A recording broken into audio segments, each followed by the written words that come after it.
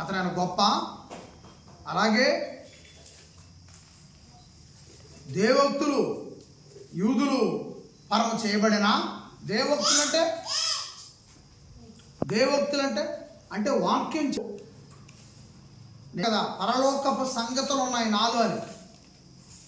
నాలో ఉన్నవి పరలోకపు సంగతులు. ఆ సంగతులు ఒకప్పుడు ఎవరిలో ఉన్నాయి? యూదుల్లోనే ఉన్నాయి. అంటే అబ్రహాము యొక్క సంతానంలోంచి వచ్చిన యాకోబు సంతానంలోంచి వచ్చిన యూదులు. ఆ యూదులు మాత్రమే దేవుని గురించిన గొప్ప సంగతులు చెప్పేవాళ్ళు. అయితే యేసుక్రీస్తు వచ్చిన తర్వాత దేవోక్తులు ఒక యూదుల్లో కాదు, ఈ భూమి మీద నిండిన ప్రజలందరిలో దేవోక్తులు ఉండాలి. అంటే ప్రజలందరూ దేవుడి గురించి మాట్లాడాలి. నేను పోయిన వారం కూడా మీకు చెప్పాను, ఇక్కడ కూర్చున్న ప్రతి ఒక్కళ్ళని యేసు ప్రభు వచ్చిన తర్వాత న్యాయాధిపతులుగా మార్చాడు. ఒకప్పుడు వేలల్లో ఒక న్యాయాధిపతి ఉండేవాడు. కానీ యేసు వచ్చిన తర్వాత యేసును నమ్మిన ఇటు స్త్రీలు కానీ అటు పురుషులు కానీ సోదరిమణులు ప్రతి ఒక్కరిని న్యాయాధిపతులుగా చేశాడు. యేసు వచ్చిన తర్వాత మాత్రమే సాధ్యమే. యేసు వచ్చిన తర్వాతే నాకు ఇక్కడ కూర్చునే అధికారం ఇవ్వబడింది. యేసు రాకపోతే అసలు ఇక్కడ కూర్చోవటం కాదు, ఇక్కడ దేవాలయమే ఉండదు. అందరూ కూడా అక్కడికి వెళ్ళాలి. ఇజ్రాయేల్ మనము ఇక్కడ కూర్చునే అధికారం యేసు వలన ఇవ్వబడిన నాకైనా నీకైనా అనేకమైన పరలోకపు సంగతులు నాలో ఉంచాడు యేసు. ఆ సంగతులు వినటానికి నీకు ఇచ్చాడు అవకాశం. అది ఒక్క యూదులు సొంతమేమీ కాదు. అందుకని ఏమన్నా దేవోక్తులు ఏమన్నా యూదులు సొంతమా అని చెప్పి యేసు చెప్పిన సంగతుల గురించి పౌలు గారు అద్భుతంగా మాట్లాడుతూ ఉన్నాడు. కాబట్టి ప్రియులారా, ఇక్కడ అదే మనం అందరం తెలుసుకోవాల్సిన విషయాలు ఒకటి ఏంటంటే, బైబిల్ గురించినటువంటి విషయాలు ఎవరో వచ్చి మనకి ఇక్కడ వ్యాన్ వేసుకొని వచ్చి పత్రికలు తీసుకొని వచ్చి మేము మా సంఘంలో అందరూ ఓసీలే ఉన్నారు, కులాలు చెప్పట్లేదులేండి, మా సంఘంలో అందరూ బీసీలే ఉన్నారు, మా సంఘం 4 అంతస్తులు 3 అంతస్తులు 10 అంతస్తులు, మా సంఘానికి పెద్ద వ్యాన్ ఉంది. వాళ్ళే న్యాయాధిపతులు, వాళ్ళ వరకేం కాదు ప్రియమైన. చిన్న తాటాకులు గొడస వేసుకొని ఆరాధన జరుపుకుంటున్నా అక్కడ కూడా యేసు గురించి ప్రకటిస్తూ ఉంటే న్యాయాధిపతులే. ఏది సమస్య లేదు, బైబిల్ ఖచ్చితంగా ఉంది. ధ్యానం వేసుకొని వచ్చినంత మాత్రాన వాళ్ళు గొప్పగా సేవ చేస్తున్నట్ట. వాళ్ళ సంఘంలో కమ్మవారు, నాయుళ్ళు, తర్వాత రెడ్డీసు, తర్వాత సౌదరి, వీళ్ళు బ్రాహ్మణులు, తర్వాత ఉన్నారు చర్చికి వెళ్ళే బ్రాహ్మణ్స్ కూడా ఉన్నారు. తర్వాత వైసాస్ అంటే ఈ పక్కన ఉన్నటువంటి కొట్లు వ్యాపారం నడుపుకునేటువంటి వాళ్ళు, అంటే ఉన్నతంగా పెద్ద కుటుంబాలని చెప్పుకుంటున్నటువంటి వాళ్ళు.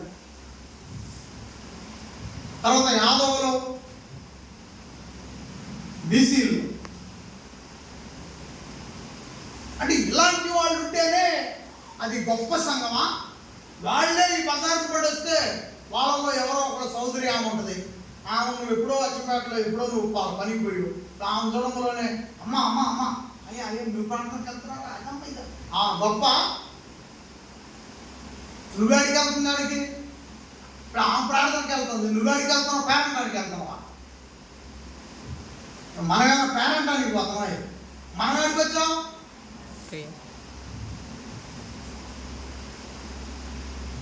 కాబట్టి ఇక్కడ పేదలుండే సంఘమైనా, అది చిన్న పాకాతో కూడిందైనా, సత్యవాక్యం, జ్ఞానం, పరిశుద్ధాత్మవారు ఖచ్చితంగా ఉన్న మనిషి అయితే ఇదిగో ఈ వాక్యాన్ని ప్రకారంగా ఉండడానికి ఇష్టపడతాం. కానీ పెద్ద బిల్డింగులైనా లేకపోతే సంఖ్య వేలల్లో ఉన్న గొప్ప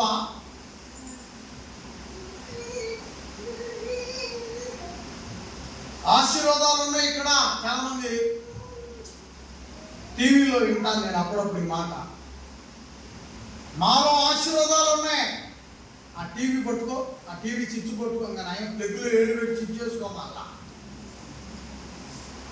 ఆ పెగ్గులో ఏడు పెట్టు, ఇంకా దాని అమ్మటంలో చిత్తులు, ఆ చిత్తులకు ఆశీర్వాదాలు ఏమన్నా నీ వశమా? ఆశీర్వాదంలో ఏమన్నా నువ్వు బంధించవా? నీ ఆశీర్వాదంలో ఏమైనా పరలోకాలు తీసుకొని వచ్చువా? ఏది గొప్ప? కాబట్టి ప్రియులారా, దేవుడి యొక్క దీవెనలో ఆశీర్వాదములు ఎవరి వశమో కాదు. వాటిని ఎవరు బంధించుకొని ఉండలేరు. అవి ఒక ప్రవాహం లాంటివి, వెళ్తూ ఉంటే వస్తూ ఉంటాయి దేవుని ఆశీర్వాదాలు. దానికి మనము పొలంలో పెద్ద పొలంలో పుట్టాల్సిన అవసరం లేదు, లేదా కింది పొలంలో పుట్టామని చింతపడాల్సిన అవసరం లేదు. మనము తాటాకులు పాకాలో ఉన్నామని చింతపడాల్సిన అవసరం లేదు. వాళ్ళు 3 అంతస్తులు 4 అంతస్తులు బిల్డింగ్ కట్టుకున్నారని వాళ్ళేం గొప్ప కాదు. వాడు గొప్ప కాదు, తాటాకులో ఉన్నామని మనం తక్కువ కాదు. వాడు గొప్ప కుటుంబంలో పుట్టి బైబిల్ తీసుకొని వచ్చి మేము యేసు ప్రభువుని నమ్ముకోవడం చెబితే గొప్ప కాదు. మనము కొద్ది కుటుంబంలో పుట్టి బైబిల్ తీసుకొని రోడ్డు మీద పోతే మనది తక్కువ కాదు. వాడు 10 లక్షల వ్యాన్లో వచ్చినా అదేమి గొప్ప కాదు. మనం మత ఆటోలో పోయినా అదేమి తక్కువ కాదు. సువార్త ముఖ్యం. యేసు జనన మరణ పునరుత్థానాలు, ఆయన వెళ్ళిన విధానం, ఆయన తిరిగి వచ్చే విధానం, ఆయన మనల్ని తీసుకొని పోయే విధానం గురించి చెప్పటం గొప్ప. అది కావాలి. వాళ్ళే న్యాయాధిపతులు, వాళ్ళే న్యాయాధిపతులు. సహోదరుడైనా వాళ్ళే న్యాయాధిపతులు. యేసు వచ్చిన తర్వాత సమాజానికి, యేసును నమ్మిన వారికి దొరికిన ప్రమోషనే సువార్తను ప్రకటించే న్యాయాధిపతులు.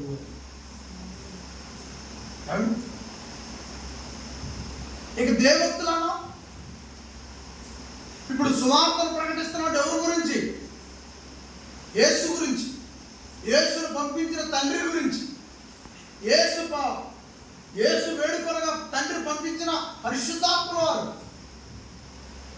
పరలోకపు సంగతులు చెప్తున్నావు నీవు. యేసు ఎవరి సంగతులు చెప్పాడు? భూమి మీదకి వచ్చి తండ్రి సంగతులు చెప్పాడు, పరలోక విషయాలు చెప్పాడు. ఇప్పుడు సువార్త ద్వారా నువ్వు ఎవరి విషయాలు చెప్తున్నావు? దేవుని విషయాలు చెప్తున్నావు. యేసు ద్వారా అనేక మందికి దేవుని సంగతులు సువార్త ద్వారా అందిస్తున్నావు. కాబట్టి నీ నోట కూడా దేవుక్తి ఉన్నది. అంటే నీ హృదయంలో దేవుని సంగతులు ఉన్నవి. నీకు తెలిసిన స్నేహితులు, బంధువులకు చెప్తావు కదా, ప్రభువు గారు వినాలా, ఇంకా ఇక్కడ ఇటు మతయ తెలిసిన స్నేహితులు, బంధువులకు, మిత్రులకు యేసు గురించిన సంగతులు నీవు వివరిస్తున్నప్పుడు ఆ విషయాలు దేవుక్తులు. అంటే నీ హృదయంలో, నా హృదయంలో ఉన్నవి నీ హృదయంలోకి ఏమైపోయినాయి? డౌన్లోడ్ అయ్యి. నా దగ్గర ఉన్న దేవుక్తి నీ హృదయంలోకి ఏమవుతుంది? ఇప్పుడు ఇక్కడ బోధిస్తున్నప్పుడు ఏమవుతుంది? నాలో ఉన్నవి, బైబిల్లో ఉన్నవి, బైబిల్లో ఉన్న సంగతులు నా హృదయంలోకి వచ్చినవి. నా హృదయంలోకి వచ్చిన ప్రవాహం ఆగుద్దా సాగుద్దా? ప్రవాహం సాగుద్దా ఆగుద్దా? మీ హృదయంలోనికి ఆ ప్రవాహం వస్తుంది. వాక్యమైన ప్రవాహం మీ హృదయంలోనికి వస్తుంది. అప్పుడు మీరు కూడా నోరు విప్పి అనేక మందికి యేసు సంగతులు, పరలోకపు సంగతులు చెబుతుంటే మీరు కూడా దైవోక్తులే, దేవుని విషయాలు చెప్పే ప్రజలే, దేవుని గురించి బోధించే వాళ్ళే. అటు యూదులని, ఇక్కడ బాపట్ల దగ్గర ఉన్నారు వాళ్ళేమి గొప్ప. ఒకవేళ మన ఊరు వచ్చారనుకో, వాళ్ళు వీళ్ళే అబ్రహాం గారి సంతానం, వీళ్ళే యాకోబు గారి సంతానం అన్నాం అనుకోండి, తీసుకొచ్చాం మనం అన్నామనుకో, మీరేమనుకుంటారు? అమ్మో యాకోబు గారి సంతానం, అయ్యో ఏం అవసరం లేదు. నార్మల్గా నీకు పక్కన ఉన్న వాళ్ళకి నువ్వు ఎట్లా చూస్తావు, మోహన్లాగా వాళ్ళను కూడా అదే విధంగా చూడాలి తప్ప వాళ్ళేమి గొప్ప కాదు. ఈ క్రీస్తు మార్గంలోనే మేము ఉన్నతమైన కుటుంబాలు మా ఏమనుకుంటున్నాం మేము, నువ్వేమి గొప్ప కాదు. నువ్వు యూదులు అయినా పెద్ద గొప్ప ఏమీ కాదు. నువ్వు పెద్ద కుటుంబాల నుంచి వచ్చి క్రీస్తుని నమ్మిన బ్రాహ్మణ్స్లో కూడా ఇప్పుడు క్రీస్తు నమ్మిన వాళ్ళు ఉన్నారు. అయితే నువ్వేమన్నా గొప్ప కాదు. అందరికంటే గొప్ప, నీకైనా నాకైనా ఎవరికైనా గొప్ప యేసు పరిశుద్ధాత్మ వారు, మన తండ్రి మనకు గొప్ప. ఈ సంగతులు విన్న నీవు ఎక్కడ కూడా టెంప్ట్ అవ్వకూడదు. చాలామంది ఇక్కడికి వచ్చినప్పుడు నేను అందుకే ఎవరిని కూడా ప్రార్థన చేయను, మా వాళ్ళకి నేను ఇక్కడ నిలబెట్టినాను. నేను నిలబెట్టి అది ఆమె చేసినాను ఇట్లా ప్రార్థన ఎప్పుడు కూడా చేయొచ్చు. ఎందుకో తెలుసా? నాకు తెలిసిన విషయం మీకు తెలియదు. కాబట్టి మీరు ఏమనుకుంటారు? కొత్త వాళ్ళు తీసుకొచ్చి ఏదో నా అవతల గోడ అవతల ఏదో జరుగుతుందో మీకు తెలియదు కదా, కానీ మిమ్మల్ని మైమరికం చేయాలా? మా పాస్టర్ మా సేవకుడు అంటే ఏందనుకున్నాం, ఊరిలో తీసుకొచ్చి మాకు పాఠం చేయించిన. ఇదంతా వాస్తవం చెప్పాలంటే ఏదో ఒక హడావుడి అంతే తప్ప విషయం ఏం లేదు దాంట్లో.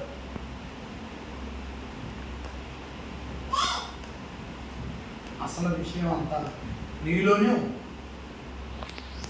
నేను అది కరెక్ట్గా ఫాలో అవుతాను. మీకేమో కడుపులో బాధ ఉంటే ఉండొచ్చాము, కానీ నేను కరెక్ట్గా ఫాలో అవుతాను.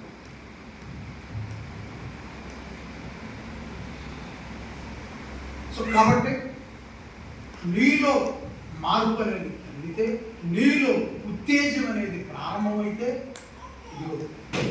ఈ కళ్ళు లేని ఈ పెద్ద ఆయన ఏ విధంగా అయితే పోరాటం చేశాడో అంతమంది ప్రజల్లో, ఆ పోరాటం ప్రతి హృదయంలో కలగాలి. అప్పుడు అనుకుంటా, ఏమండి అలాంటి పోరాటం నాలో కలగటానికి నేను గుడ్డివాణి కాదు కదా, నా కళ్ళు కనపడుతున్నాయి కదా అని నువ్వు అనుకుంటావు. సహజంగా మనం అనుకునేది. కానీ ఇహలోకపు దేవత మన మనోనేత్రాలకు గుడ్డితనము కలుగు చేసింది. అనేక మంది ప్రజల కళ్ళు కప్పేసి పైకి ప్రకృతికి ఇవన్నీ కనపడుతున్నాయి, కానీ ఆత్మ సంబంధమైన కళ్ళు మనోనేత్రాలకు దెయ్యం గుడ్డితనము కలిగించిందంట. అంటే ఎంతో మంది ఇలాంటి ధైర్య సాహసాలు చేయలేనటువంటి ఎంతో మంది బైబిల్ పట్టుకున్న మనోనేత్రాలు గుడ్డితనం కలిగించుకున్న వాళ్ళు చాలామంది ఉన్నారు. అలాంటి వాళ్ళే డేర్ డాష్. యేసు చెప్పాడు, యేసు అసలు కార్యం చేసింది ఆయన, కళ్ళు కనిపించింది ఆయన. పుట్టిన కానీ కళ్ళు కనిపించకుండా పోయింది అతనికి. అతని కళ్ళు తెప్పించింది యేసు, ఆ కళ్ళకు స్వస్థత కలిగించింది యేసు. కానీ ఏం చెప్పాడు అక్కడ? ఏం చెప్పాడు? నీ విశ్వాసమే నీకు కళ్ళు వచ్చేటట్టు. నీ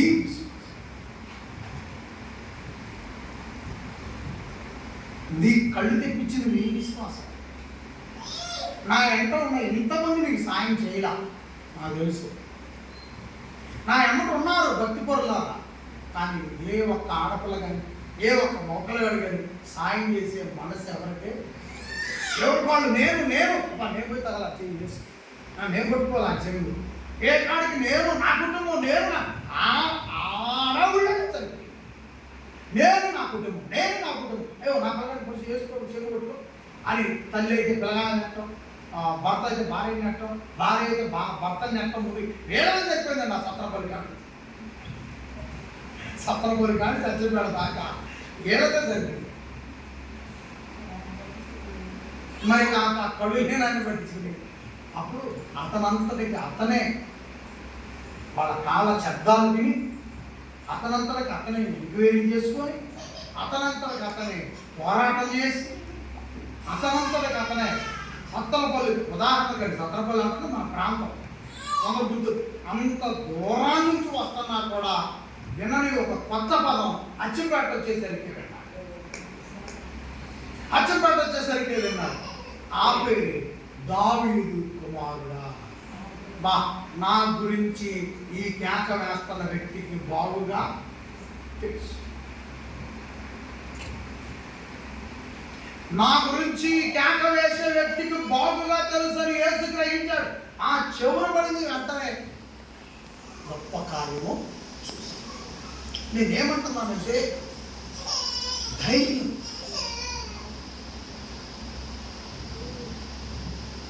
క్రైస్తవ్యంలో ఎవరు గొప్ప కాదు. నా కానించింది దాకా నా తర్వాత ఇంకెవరు వచ్చినా సరే, ఎంతటి ₹1,00,00,000 కారులో నేను అతను నేను తీసుకొచ్చినా సరే, నీకు మించి గొప్పేం కాదు, నాకు మించి గొప్పేం కాదు, వాళ్ళకు మించి నేనేం తక్కువేమి కాదు, నువ్వేం తక్కువ కాదు. యేసు సమానం. యేసు అంటేనే సమానం. అది అచ్చంపేట అయినా అమెరికా అయినా గొప్పేమి. ఇక్కడ నుండి నేర్చుకో, అది పూర్ణం. అదే ఇక్కడ పౌలు గారు అదే నిలుస్తున్నారు. దేవుని స్వార్థ నిమిత్తము ప్రత్యేకింపబడిన వ్యక్తిగా పౌలు గారు అద్భుతంగా సేవలో కొనసాగుతారు. అట్లయితే యూదునికి కలిగిన గొప్పవేమి చూడండి ఏమంటున్నాడు. అట్లయితే యూదునికి కలిగిన గొప్పతనం ఏమి? సున్నతి వల్ల ప్రయోజనం ఏంటి? సున్నతి వల్ల ప్రయోజనం ఏంటి? ఇవన్నీ నేను వివరించాను ఇందాక, మళ్ళీ రిపీట్ చేయలేదు. అధికమేమి? మొదటిది దేవోక్తులు యూదులు పరము చేయబడిన కొందరు అవిశ్వాసులైననేమి. 3వ వచనం, వారు అవిశ్వాసులైనందున దేవుడు నమ్మదగిన వాడు కాకపోవునా. ఏమండి, దేవుడు నమ్మదగిన వాడు కాకపోవునా? ఇందాక నేను ఒక మాట అన్నాను. ఇక్కడ ఏదైతే దేవుడు మన హృదయంలో పని ప్రారంభిస్తాడో అది జరగటానికి నీ సాయం ఉన్నా సంతోషమే, ఒకవేళ నీ సాయం లేకపోయినా సంతోషం. కారణం ఈ మాట ఎందుకంటే కార్యం జరిగించువాడు దేవుడు, ఆయన జరిగిస్తాడు. కాబట్టి కొంతమంది అవిశ్వాసులయ్యారు. అవిశ్వాసులైన వాళ్ళని బట్టి దేవుడు మనకేమి చేయలేని వాడా? కొంతమంది అవిశ్వాసులు అయ్యారు, అలాగని కార్యం జరగదా?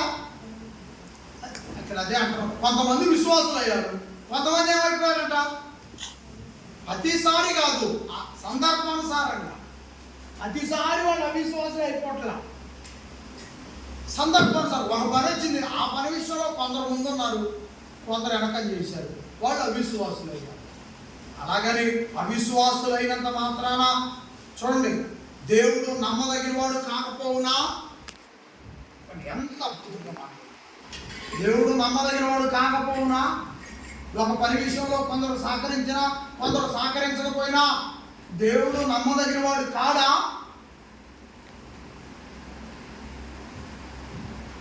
ఒకళ్ళు సంఘ అభివృద్ధి కోసం నిలబడి ఒకళ్ళు సంఘ అభివృద్ధిని కించపరచాలని, అవమానపరచాలని, ఆధిపత్య పోరు కోసం మేము లేకపోతే ఇంకా ఎట్ట జరుగుతుందో చూద్దామని ఒకవేళ అనుకుంటే దేవుడు జరిగించలేడా? దేవుడు నడిపించలేడా? అదే అంటున్నాను. మేము లేకపోతే ఇది మూతపడుద్ది అన్నారు చాలా మంది. ఇది మూసేసి పారిపోవాలి ఊరి నుంచి. అది దేవుడు అదే అంటున్నాడు. దేవుడు నమ్మదగిన వాడు కాకపోవునా అట్లా అనరాదు. నీ మాటలో నీవు నీతిమంతుడుగా తీర్చబడినట్లును నీవు వేర్చమాడినప్పుడు గెలుచునట్లును అని రాయబడిన ప్రకారం ప్రతి మనుష్యుడును అబద్ధికుడగును కానీ దేవుడు సత్యవంతుడు కాక తీరడు. ఆమె చెప్పడు. కొత్తగా చప్పట్లు కొట్టండి దేవుడికి ఒకసారి. కొత్తగా చప్పట్లు కొట్టాలా? మహిమపరచండి, తండ్రిని మహిమపరచండి. ఆమేన్. ఎంత అద్భుతమైన మాట. ఇవన్నీ నేను ఉదాహరిస్తే ఈ ప్రసంగం అంతా నా బ్రతుకులో జరిగింది. ఇక్కడ చెప్పే విషయాలు అన్నీ నా జీవితంలో చిన్న వయసులోనే కొట్టేశాడు. అతి చిన్న వయసులోనే వీటన్నిటిని ఎదుర్కొన్నాను. సరే, కులబలం లేదు, నెలబలం లేదు. నెలబలం అంటే ఏంది? మాట్లాడేది నెలబలం అంటే చెప్పరండి మరి. నెలబలం అంటే ఏంది? నెలకు ఒక 30,000, 40,000, 50,000 జీతం. మాట్లాడేదబ్బా నెలబలం అంటే తెలియదు నీకు. నీకేం తెలుస్తుంది? నీకు సంవత్సర బలం అంటే తెలుస్తుంది. నీకు జనవరి తర్వాత బలం అంటే ఏందో తెలుస్తుంది. నీకు జనవరి లోపల బలం ఉండదు. జనవరి 15, 16 తర్వాత బలం ఉంటుంది. ఇక నీకు ఇప్పుడు ఆ బలం అన్నా ఉందా? నాకు ఏ బలం లేనండి. కుల బలం లేదు. సంవత్సరం జనవరి తర్వాత ఏప్రిల్ దాకా జరిగే బలం లేదు. అంటే పట్ల బలం లేదు. మరి నెల బలం లేదు. 10-20 నెల చేత బలం లేదు. పోనీ దశమ భాగాల బలం లేదు. 1వ తారీఖు మా అమ్మాయి టీచర్గా చేస్తుంది, లేకపోతే మా అమ్మాయి నర్సుగా చేస్తుంది.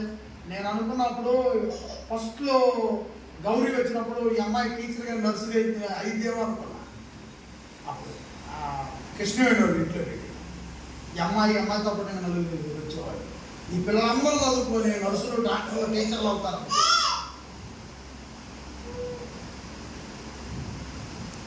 నేను అనుకున్న వాళ్ళలో ఒక అమ్మాయి మాత్రం వెళ్ళింది, కుమారక్క కూతురు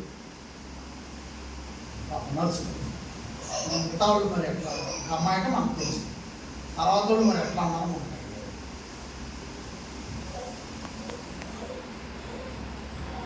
మరి సంఘంలో ఒకళ్ళు టీచరో, ఒకళ్ళు నర్సో, ఒకళ్ళు ఎంఆర్ఓ ఆఫీసులోనో అట్లా ఉన్నారు అనుకోండి. ఒకవేళ నాకు నెల బలం లేకపోయినా 2వ బలం ఏది? దశమ భాగాల బలం ఉంటుంది. మరి ఆ బలం అని ఉందా? అది లేదు. పూర్వపు ఆస్తుల బలం లేదు.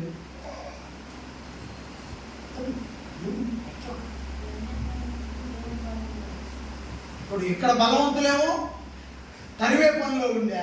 ఇక్కడ ఆల్రెడీ కుల బలం ఉంది, ఆల్రెడీ భూములు సంపాదించుకున్న బలం ఉంది, ఆల్రెడీ రకరకాల కుటుంబ బలాలు ఉన్నాయి, డబ్బు ఉంది. వీళ్ళేమో తరివే పనిలో ఉండే. వీళ్ళేమో అటు జరుగుతుంటే ఏసేమో ఇటు జరుగుతుండు. వీళ్ళేమో అటు జరుగుతున్నారు, ఏసేమో ఇటు జరుగుతుండు.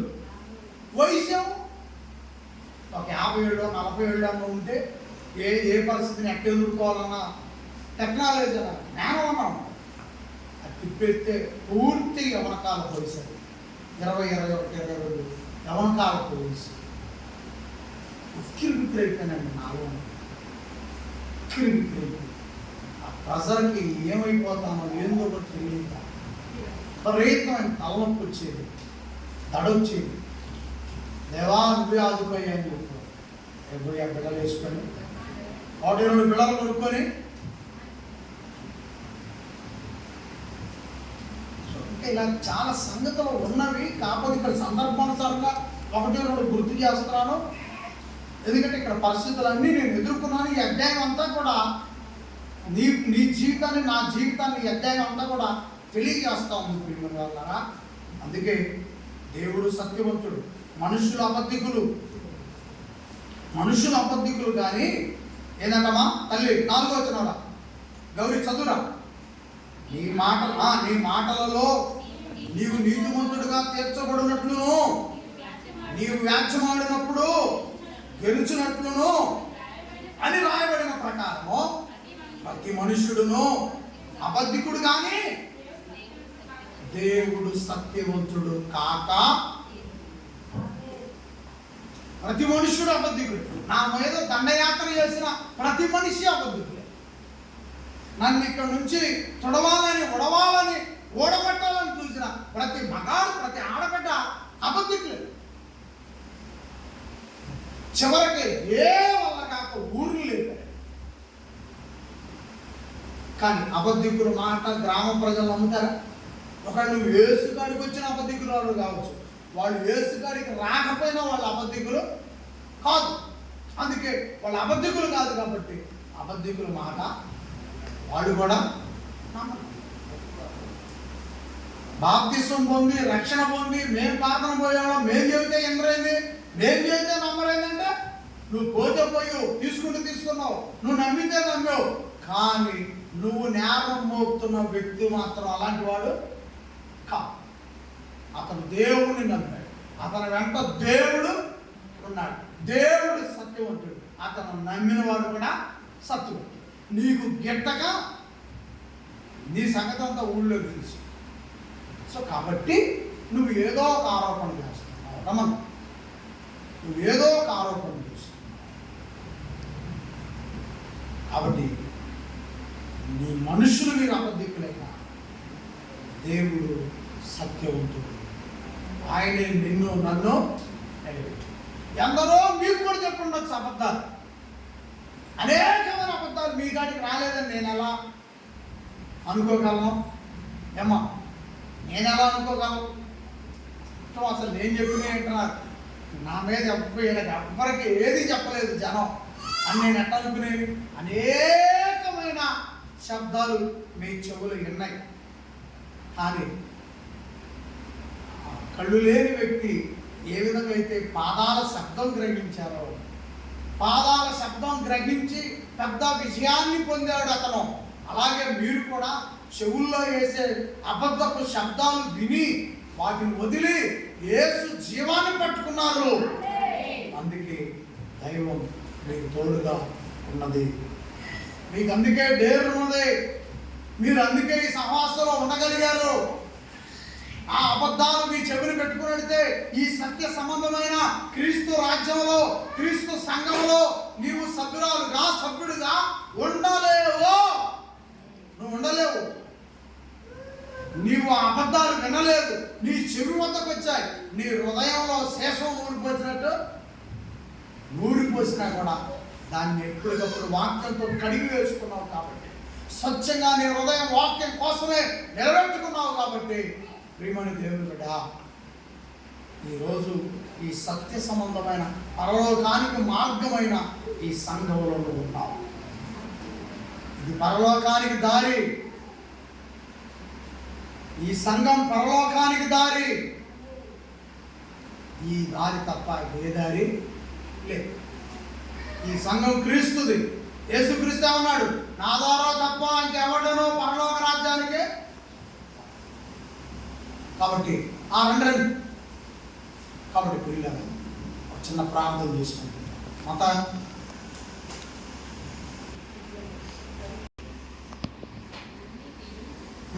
మన దుర్నీతి దేవుని నీతికి ప్రసిద్ధి కలుగజేసినాడలా ఏమందుము? ఉగ్రతను చూపించు దేవుడు అన్యాయస్తుడు కూడా నేను మనిషి రీతిగా మాట్లాడుచున్నాను అట్లా అనరాదు. 6వ వచనం, అట్లయిన ఎడలా దేవుడు లోకమునకు ఎట్లు తీర్పు తీర్చును? 7 దేవునికి మహిమ కలిగినట్లు నా అసత్యము వలన దేవుని సత్యము ప్రబలిన ఎడల నేను ఇంకను పాపినట్టు తీర్పు పొందనేలా? 8 మేలు కలుగుటకు కీడు చేయదుమని మేము చెప్పుకుందామని కొందరు మనుషులు దూషించి చెప్పు ప్రకారం మేమెందుకు చెప్పరాదు? అట్టి వారికి కలుగు శిక్షా విధి. 9 అలాగైనా ఏమందుము? మేము వారికంటే శ్రేష్ఠులమా తక్కువ వారమా? ఎంత మాత్రమో కాము. యూదులేమి గ్రీకు దేశస్థులేమి అందరూ పాపములకు లోనై ఉన్న వారిని ఇంతకు ముందు దోషారోపణ చేయుచున్నాము. ఇందును గురించి రాయబడినది ఏమనగా, నీతిమంతుడు లేడు, ఒక్కడును లేడు, గ్రహింపువాడును లేడు, దేవుని ఎదుకువాడును లేడు. 12వ వచనం, అందరూ త్రోవ తప్పి ఏకముగా పనికి మారిన వారయ్యిరి, మేలు చేయువాడు లేడు, ఒక్కడైనను లేడు. వారి గొంతుక తెరిచిన సమాధి తమ నాలుకతో మోసము చేయి. వారి పెదవుల కింద విష సర్పం ఉన్నది, వారి నోటి నిండా పగయు ఉన్నది. రక్తము చిందించుటకు వారి పాదములు పరిగెత్తుచున్నవి. 16వ వచనం, నాశనములకు కష్టములు వారి మార్గములో ఉన్నవి, శాంతి మార్గము వారు ఎరుగరు. 18, వారి కళ్ళు ఎదుట దేవుని భయము లేదు.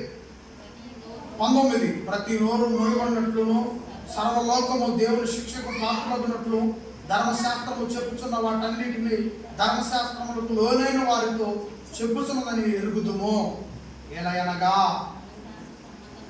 ఏలయనగా అని మాట్లాడుతూ ప్రియమైన వాళ్ళ అద్భుతమైన వివరణ 20వ వచనాన్ని చూస్తున్నాడు. మిగతా సంగతులు రేపు వారమో తెలుసుకున్నాం. అందుకని దేవుడు కూడా చెప్తున్నాడు, ఈ లోకంలో అల్లర్లు గొడవలు అనేవి జరగకూడదు. ఇలాంటి పెద్దలు ఏదైనా యవనస్తులు ఏదైనా దూకుతున్నా కూడా ఇలాంటి పెద్దలు ఏం చేయాలంటే అవతల యవనస్తుల్ని సముదాయించాలి, యువతల యవనస్తుల్ని యువతల వాళ్ళు కూడా సముదాయించాలి.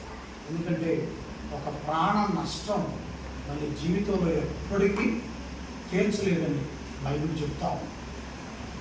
అలాగే ఏదైనా ఒక వ్యక్తి ఆస్తిని కోల్పోయాడనుకో, తిరిగి మళ్ళా అంతటి ఆస్తి సమకూడాలంటే సాధ్యమవుతుంది. అందుకే మనం ఒక నెల రోజుల ముందు నుంచే ప్రార్థన చేస్తాము, సజీవుగా జరుగుతుంది. ఎలక్షన్లో ఎటువంటి ఇబ్బందులు లేకుండా ఉండాలి. ప్రాణం విలువ చాలా గొప్పది, ఆస్తి విలువ కూడా అలాగే గొప్పది. సో కాబట్టి ఈ రెండింటిని ప్రాణం తెచ్చుకోవాలన్నా సాధ్యమయ్యేది కాదు. పోయిన ఆస్తి కూడబెట్టి సంపాదించుకోవాలన్నా చాలా టైం పడుతుంది. కాబట్టి శాంతియుతమైనటువంటి మార్గం దేవుడు అదే చెప్తున్నాడు. యేసుక్రీస్తు అంటున్నాడు, నా శాంతిని మీకు అనుగ్రహిస్తాను. కాబట్టి ప్రియమైన వాళ్ళ ప్రభు శాంతి మన గ్రామానికి ఉంది. ప్రభు శాంతి ఇరువైపులో ఉన్న పెద్దలకు ఉండాలి. ప్రభు శాంతి యవనస్తులకు ఉండాలి. ప్రభు శాంతి మహిళలకి ఉండాలి. ఆ శాంతి ఉన్నప్పుడు గ్రామం చల్లగా ఉంటుంది, ప్రతి కార్యక్రమం విజయవంతంగా నడుస్తుంది. దేవుడు చెప్తున్నాడు, నమ్మకం ఉంచిన వారికి గొప్ప విజయాలు ఇస్తాడు. దేవుడు సహాయం చేసి అందరికీ నడిపించును గాక. ఆమేన్.